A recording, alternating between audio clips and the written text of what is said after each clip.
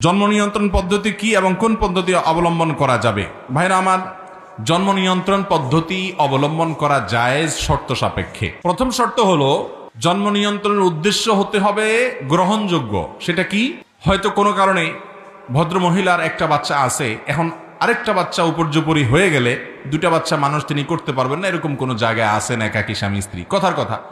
অথবা একটা বাচ্চা আছে, এখন এই মুহূর্তে আরেক বাচ্চা হলে এটাকে ধরার মতো রাখার মতো লোক নাই, হেল্প করার মতো লোক নাই, কষ্টে থাকবে, শহরে বসবাস করে, কথার কথা। অথবা এই মুহূর্তে বাচ্চা হলে বাচ্চার মার জীবন হুমকির মধ্যে পড়তে পারে, তিনি অসুস্থ, অসহনীয় কষ্ট হয়, অনেক মহিলারা আছে, তাহলে সেক্ষেত্রে গ্যাপ দেওয়ার প্রয়োজন হলো। তাহলে এই সমস্ত উদ্দেশ্যে জন্ম নিয়ন্ত্রণ করা জায়েজ আছে।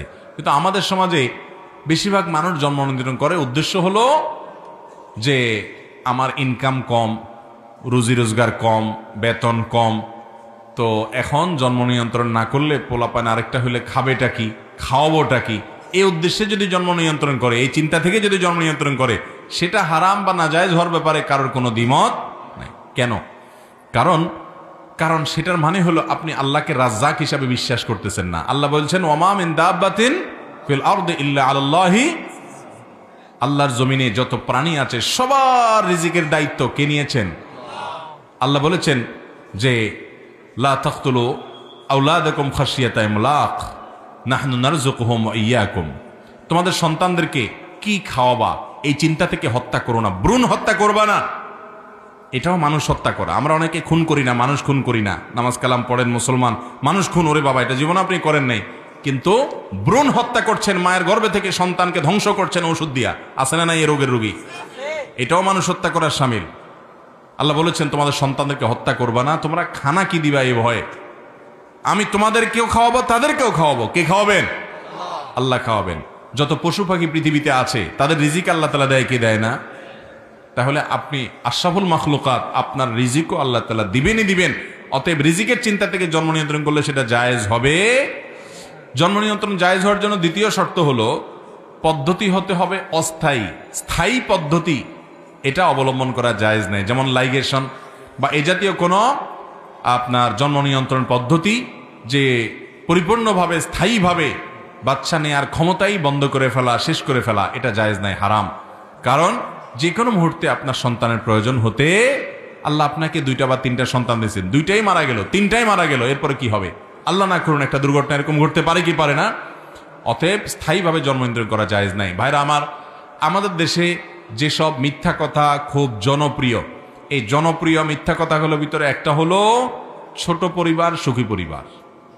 ছোট পরিবার সুখী পরিবার, ছোট পরিবার নাকি সুখী পরিবার হয়। আপনি খোঁজখবর নিয়ে দেখেন, যার ছেলে মেয়ে 4টা 5টা 6টা 7টা, আপনার এলাকাতে আশেপাশে খোঁজখবর নিয়ে দেখেন, তুলনামূলকভাবে ওই এক ছেলে এক মেয়ের বাপের তুলনামূলকভাবে তাদের চেয়ে বেশি সুখে আছে। কেন জানেন? ছেলে মেয়ে যখন 5-7টা হয়, 2-4টা এমনিই মানুষ হয়ে যায়, 2-1টা এমনিতেই। আর যখন থাকেই একটা বা দুইটা, আল্লাহ না করুন কোনো কারণে ওই একটা বা দুইটা যদি অমানুষ হয়, আপনারা যাওয়ার কোনো জায়গা আছে? ভাইরা আমার, মানুষ পৃথিবীতে বোঝা নয়, মানুষ হলো সম্পদ। মানুষ কি? সম্পদ। গত বোধহয় 2-3 সপ্তাহ আগে বাংলাদেশের প্রথম সারির একটা টেলিভিশন চ্যানেলের নিউজ দেখলাম যে ইতালির গভর্নমেন্ট সেখানে সন্তান জন্মের হার বাড়ানোর জন্য যত রকমের প্রণোদনা আছে, যত রকমের উপহার দেওয়া আছে, ভাতা দেওয়া আছে, টাকা পয়সা দেওয়া, সব চালু করেও জন্মের হার বাড়াতে পারছে না, মানুষ জন্ম হচ্ছে না সেভাবে। এবং প্রেডিকশন বলছে যে একটা সময় এটা ভয়াবহ আকার ধারণ করবে। মানুষের অভাব, অলরেডি মানুষ নাই, বাহিরের মানুষ দিয়ে চলছে। পৃথিবীর অনেক দেশ এই সমস্যা সাফার করছে। স্বয়ং চায়নার মতো মানুষ, যে সেখানে এত কোটি কোটি মানুষ, বিলিয়ন বিলিয়ন মানুষ সেখানে, এরপরও তাদের এখন মানুষের সংখ্যার সংকট দেখা দিয়েছে এবং জন্মের হার বাড়াতে পারছে না গভর্নমেন্টগুলো।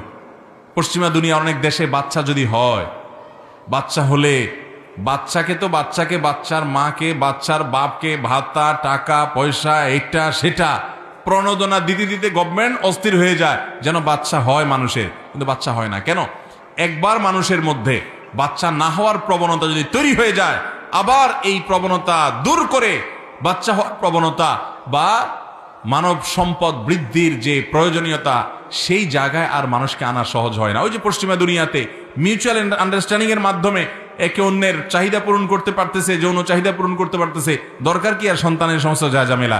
বিয়ে শাদিও নাই, সংসারেরও বালাই নাই, সন্তান হওয়ারও বালাই নাই। এখন মানুষের সংকট দেখা দিয়েছে। এই জন্য ইসলাম জেনাকে এত ভয়াবহ শাস্তি হিসাবে, অপরাধ হিসাবে ঠিক করেছে। এর শাস্তি সবচেয়ে কঠিন, কারণ এটার কারণে মানব সভ্যতা বিলুপ্ত হয়ে যাবে। অশ্লীলতা, বেহায়াপনা, জেনা, ব্যভিচার এগুলো ব্যাপক হয়ে গেলে মানুষ বিবাহ এবং সংসার থেকে বিমুখ হবে, সন্তান হবে না, এবং মানব সভ্যতা হুমকির মধ্যে চলে যাবে। এখন এই উন্নত দুনিয়ার মানুষ যারা আমাদেরকে জন্ম নিয়ন্ত্রণের সবক দিছে আর ফজিলত শুনাইছে, ওনাদের এখন ওইটার কারণে যে বিপদ আপদ, যে সাফার করা, ওইটা কিন্তু শুরু হয়ে গেছে। অতএব আগে থেকেই সাধু সাবধান হয়ে যান। কথা কি বুঝাতে পারছি? আশপাশে খবর নিয়ে দেখেন তো, 2-4-5টা পোলাপাইন আছে, বিচ্ছিন্ন ঘটনা থাকতে পারে, কিন্তু বেশিরভাগ ক্ষেত্রে দেখবেন তারা তুলনামূলকভাবে ওই তথাকথিত সংক্ষিপ্ত পরিবারের চাইতে সুখী। ছেলে আছে 1টা বা 2টা, মেয়ে আছে 1টা বা 2টা। ছেলে চলে গেছে আমেরিকা পড়ালেখা করতে, মেয়ে গেছে কানাডা পড়ালেখা করতে, বুড়া বুড়ি ঠুসি করে ঘরে বুড়ি একা একা। ঠিক না ভাই? ঠিক। আল্লাহ তাআলা আমাদেরকে বুঝার তৌফিক দান করুন।